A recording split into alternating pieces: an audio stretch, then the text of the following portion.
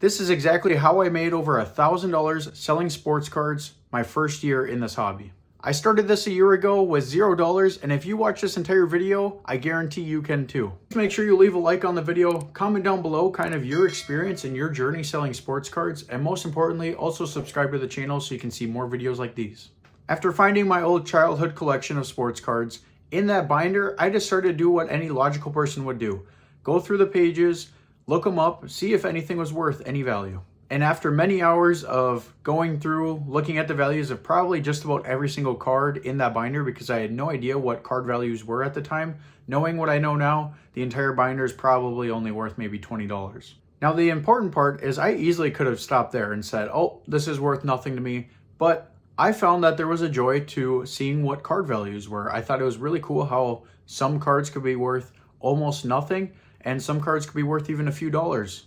And honestly, that's really what got me into this hobby, is finding a joy in finding values of cards. It is really fun to not know what it is you're holding in your hands, looking it up, and then seeing what the value of that card is. Keep in mind, at this point, I still had no intentions to be reselling sports cards, making sports card content, any of that. But I went to my local card store, I bought some fat packs of Donruss 2024, and I happened to pull an insert of Jayden Daniels worth $20. Now that to me was the coolest thing ever, because that was about how much one of those packs was going for at the time. And just to know like there was even like a chance to make money in this was, you know, it blew my mind. After I pulled that card, I wanted to sell it to prove to myself that I could make money doing this. So I started the eBay. I also created a Whatnot account, and I did. I sold that card along with some of the other cards in that, just kind of like compiling them into lots, and I proved it to myself. It was amazing to see. I didn't have to have thousands of followers. I didn't have to have thousands of dollars within my bank account just to be able to make money. Like, I literally could just be myself, and that was the coolest feeling ever. Now, I've tried multiple different side hustles, ways to make an extra income throughout the last 10 years of my life, throughout high school, college, and even after college. Nothing seemed to stick. I assume it was probably because I wasn't as really like passionate. It was more just kind of like, oh, you could make a lot of money doing this. But this was something different. This was tying in a passion to a side hustle. I love sports. I love football. So when I realized that there was like a world for that to happen, I took that opportunity and ran with it. The next major thing that happened is by downloading Whatnot, before I decided to start any shows or start selling on there for about a good month, I started doing my like research, my due diligence. I was literally just taking notes while watching Whatnot shows and streams, trying to figure out like what worked, what didn't work, all sorts of stuff, because I was trying to find like the keys to success, and also trying to learn along the way which products to be selling, which ones to not be selling, and all that different stuff. So there was a lot to learn, and I kind of just became a sponge. I soaked all that knowledge in, so that way it would make me more proficient, so that way I didn't just get burnt out right away because, oh, these cards aren't selling. Well, yeah, they're no-name players. Why would anyone want to? And then I could also tie in my own personal knowledge with what I know about football and everything, and put those together and make me more efficient. Now, a controversial part of the story that some people aren't going to agree with, but I'm being honest here. I'm being open and telling the truth about, you know, how I got started. I didn't want to tie in any of my own money getting started, really. I didn't have money to set aside, and I didn't really know how I was going to get this start. So by taking notes, watching these streams, I did enter free giveaways, and, you know, it's frowned upon. You get called like the Givey Goblin or whatever, because ideally those people are giving those things away to kind of like appreciate their buyers. So ideally, you know, you should be like in there to purchase their stuff. There's no issue with just going in, watching a stream, seeing if it is for you, but I definitely did it to some excess. However, this worked out very perfectly, because I did happen to win a breakthrough one a couple months in finally, and it was a Brock Bowers Uptown. Now, this was huge for me at the time because I had never won anything to this extent. And this is how I got started. This was like my starting capital. So I truly did, I mean, aside from buying those Donruss fat packs, I pretty much started this with $0. And then I'd sell those cards on eBay and just kind of like take those profits and keep reinvesting all the money. So I never like put any of my personal money into it, and just kept reinvesting it. So yes, I did have a little bit of a helping hand there, but it is completely possible to kind of avoid that route if you don't want to do that. And you can start truly though with like only a couple of dollars. You just have to be a lot more smarter about how you do it. But there's no penalty to entering giveaways on Whatnot. You could even choose to spend that little bit of capital you have, so that way you don't feel as guilty about entering people's giveaways and winning some of those for free. And at this point, we're a few months into the journey. We probably have about $200 to $300 built up, depending on the day. And we're into, let's see, we started in May of 2025. At this point, let's say we're closer to like October or November. So it's been a couple months, very slow getting started. And you can use what I'm saying here to make this speed run it, go even faster than I did. And all I had ever known up until this point was selling on eBay. I had to learn all how to do that from scratch. And so that's where I started buying from. I would consistently look for super good deals, look online. More so sports card lots is really how I got my start, and finding really good deals. So really kind of looking at listings that would end at super random times throughout the night, and unfortunately either staying up until those ended or just trying to like bid ahead of time. So that was really how I got it. Flipping those I didn't end up making much at all on it, but just enough to keep the snowball going little by little. And that was really up until a couple months ago into this new year. And eventually I ended up finding out, that you can avoid, there's so much fees you pay with eBay, and eBay is not bad at all. It's very good if you have the right price, you have the right cards that are in demand. But I was noticing I wasn't getting a lot of eyeballs on my stuff, and the fees again taking away. So I started expanding, saying, how can I like expedite this process a little more? I moved over to, I haven't ever sold or bought anything. Actually, no, I did sell something through Instagram. It was through a YouTuber though that I'd already been watching and reached out to. And then let's see what else. Discord. I did try joining, Matthew's Cardboard Discord or something like that. That didn't really end up working out for me. I was too firm on kind of like what I needed because I was into the cards for too much, which is also my fault. So anytime I tried to sell a card, I couldn't really work on the price that people wanted to get to, which looking back on it, maybe I could now on some of these that I'm into, and then vice versa, the people that were selling cards on there, I couldn't really, get to where they wanted to be. And it was just, so I never bought or sold anything on Discord. Facebook though, Facebook has been the biggest one. All I do is educate myself. Been watching a bunch of YouTube videos of just kind of the entire hobby as a whole, how people do it.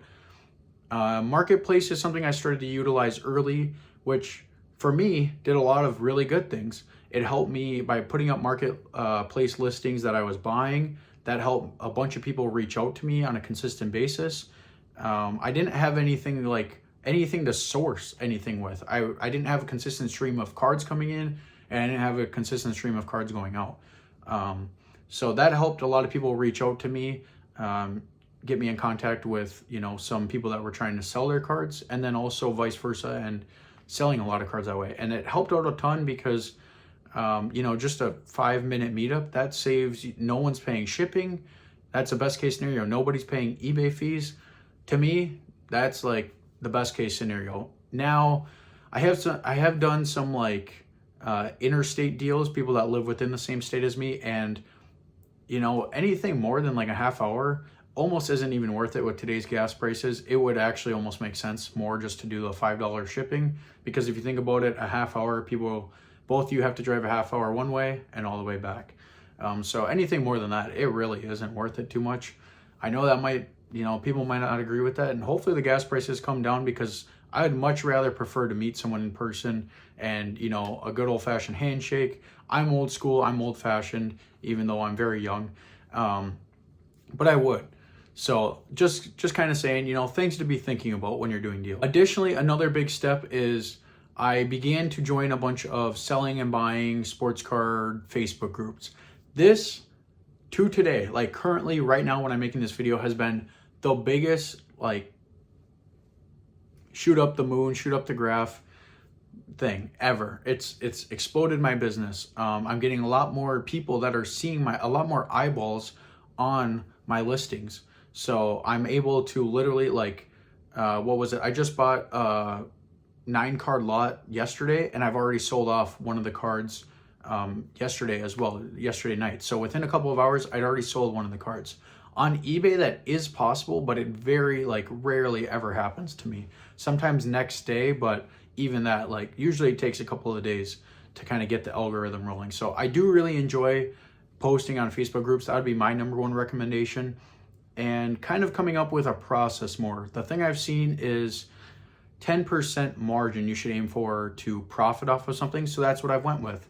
I've gone off of eBay stuff. I should probably kind of redo it now, but when you're buying, when you're buying something with the purpose of reselling it on eBay, you already lose 15% roughly due to eBay fees. So you can't even think about buying anything until it's at 85% of its market value, which, to be buying anything at 85% is still a very strong offer. Now, that's if best case scenario, you sell it for exactly what the average is going for, what it's comping at, and then you'd be breaking even. So what's the point of doing that if you're going to make no money? Then you expand that out to another 10% to 75%.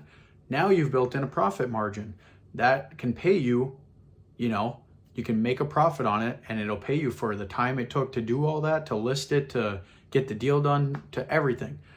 And now when you're doing bigger deals, like $850, well, now that 10% is $85. That's almost $100 right there that I'm profiting. So now that's, in a perfect world, it doesn't always happen. One piece of advice I've learned that has helped me probably the most throughout all of this is, if you have an offer on a card, don't be afraid to take a loss. Getting started, I've lost so many times starting out, and I've gotten so down on myself, oh, I'm losing money, this isn't good. But you don't think about all the times that you have made money, and as long as the positives are outweighing the negatives when it comes to the way the money is balanced, it's really not that big of a deal. Yes, everyone wants to see themselves succeed and continue to build that revenue, but you're going to lose at some point. If you can't accept that you are going to lose at some point, you won't make it.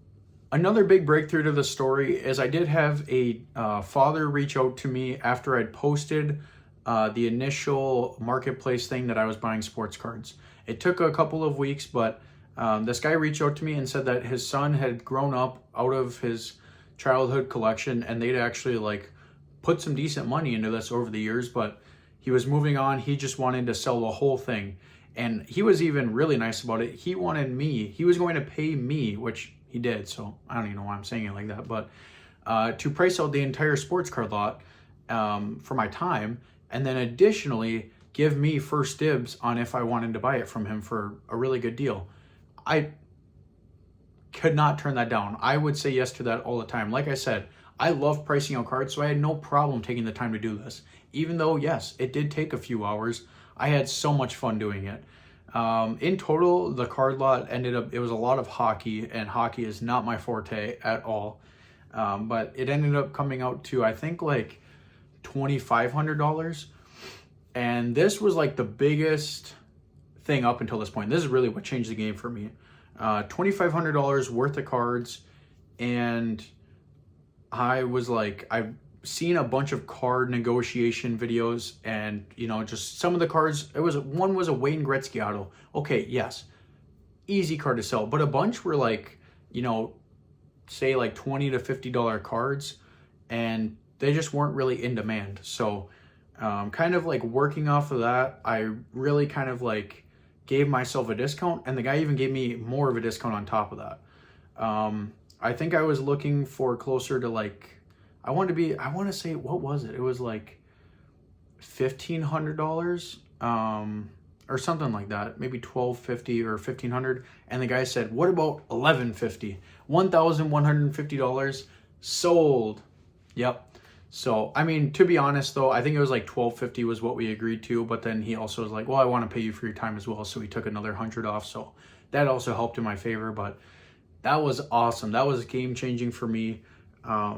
I've profited on that lot since. I am in the positive, and that really changed the game for me.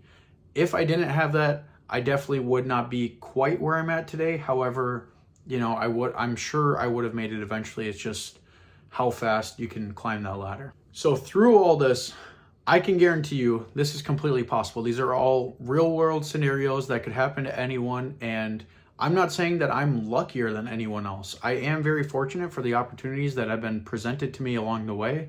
But these are all things that could happen to you as well. And if you listen to my advice and you do a couple of the things that I did along the way, like just take the time to learn these things, how to sell on eBay, how to ship cards, and do the things that are right, you're going to have no problem doing this faster than I am. Making $1,000 off of sports cards in way less than a year. One thing to note is when I started this eBay, my number one thing was like, I did not want to be a bad seller because I took that very seriously. To this day, I don't have one negative review, fingers crossed, and I have like 250 eBay reviews. I took my time, try to be super methodical, especially starting out, because that's when I was prone to make the most mistakes. I had no idea what I was doing. The envelopes I was using were probably not the right ones, but you know, I still would like shipped in team bags, top loaders, all that jazz. So luckily, you know, my first customers were able to put up with me and still give me a good review if they did give me one at all. But yes, I would definitely say that is something you should learn and like try to appreciate. Especially even, I'm always on my phone. So whenever someone reaches out to me on eBay, I get the notification and I try to reply to it like as soon as I can. And usually it's within the hour. I always get messages from people saying like, oh my gosh, you respond so fast, blah, blah, blah. And it's like, I'm super honest and open with them. I say, you know, I don't know why that is why that's weird for people or why that seems like not normal. I don't understand like why, you know, I get it. I've tried reaching out to people and they take 2 to 3 business days to respond to me. It might be they don't have notifications set up or whatever, but to me, that's a standard. I am running a side hustle, a business that people are, you know, spending their money on, that they've worked hard to get, and they expect good service. So that is something I do, and that's something I would recommend to you. I started out, I now use a label printer. I got a bunch of clothes up here on my desk, but I now use a thermal label printer. Starting out, I had to go buy a $50, even though this was only like $80, but anyways, I didn't know how to do it. So I started out, I bought like a $50 printer, and I was literally cutting out each individual on paper shipping labels and taping them to make them stick and be waterproof and kind of like tape it over onto the package. Every single label. Looking back on that, that sounds ridiculous how much time I've saved since I bought this thermal label printer. So, piece of advice. Printers also seem to run out of ink like super quickly. It's just, I don't know, it's a whole thing. But, you know, it's fall in love with the grind. You're going to start out, you're going to have to list a bunch of cards over and over again. If, you know, today, I still don't even have some fancy like card scanner that I can just sift cards through. I have to list each individual card and type pretty much all the information in myself. So even though I have a thermal label printer, there's still some things that, you know, I'm still doing how most people would. Once I started doing a bunch of deals through eBay, I mean, it was endless. After I sold off a good majority of this father and son's hockey card lot, then I was able to really start kind of like putting everything together. I was able to start doing deals, buying in couple $100 at a time. And, you know, now I just bought a sports card lot for $850. And then it's really just about how fast can I turn that money over and then put it into the next thing. Set aside that 10% that I made and then throw it into the next deal and just keep working and just keep moving up. That's kind of my goal. Ideally, I was going to get into grading, do that a little bit more, but PSA shut down all their services before I could get everything together. And I didn't really want to be out a bunch of money for an extended period of time, because where I'm at right now, that just does not make sense for me. So I held off, and I'll wait till they reopen and, you know, maybe prioritize grading, because that is another great way to make money. And you could still use some other services, but PSA is the standard. So I'm probably going to hold off until then. So through everything I've talked about in this video, I hope you can learn from my experiences. I hope this makes a lot of sense. If you have any questions, feel free to reach out. I'd love to do my best to answer them and help you guys out with starting out in the sports card industry.